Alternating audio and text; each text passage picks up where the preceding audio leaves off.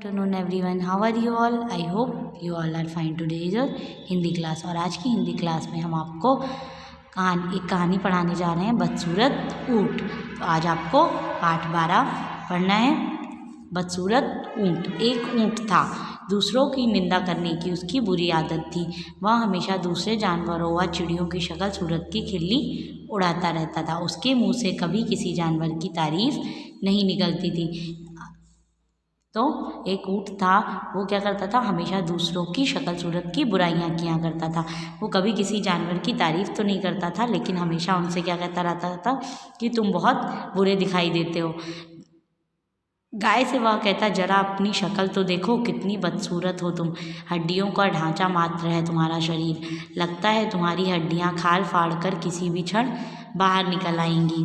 वो गाय से कहता था, क्योंकि गाय जो होती है वो दुबली पतली होती है, तो वो गाय से कहता था कि तुम कितनी बदसूरत हो, तुम्हारा जो शरीर है वो हड्डियों का ढांचा मात्र दिखता है और जो तो ऐसा लगता है कि तो तुम्हारी हड्डियां हैं वो खाल फाड़ के बाहर आ जाएंगी। भैंस से वह कहता, तुमने तो विधाता के साथ जरूर कोई शैतानी की होगी, तभी तो तुम्हें काली कलूठी बनाया है। तुम्हारे टेढ़े मेढ़े सींग तो और भी तुम्हें बदसूरत बना देते हैं। मतलब वो क्या करते थे, सबको चिढ़ाता रहता था। वो हाथी को चिढ़ाता हुआ वह कहता, तुम तो सभी जानवरों में कार्टून जैसे दिखते हो, विधाता ने मजाक के क्षणों में तुम्हें बनाया होगा।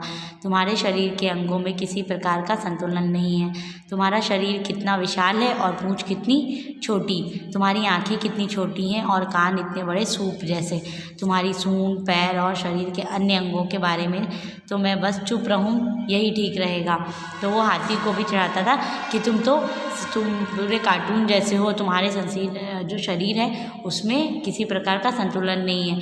जैसे तुम्हारे कान इतने बड़े बड़े हैं लेकिन आंखें इतनी छोटी है, तुम्हारा शरीर इतना बड़ा है लेकिन तुम्हारी सूंड एक छोटी सी है।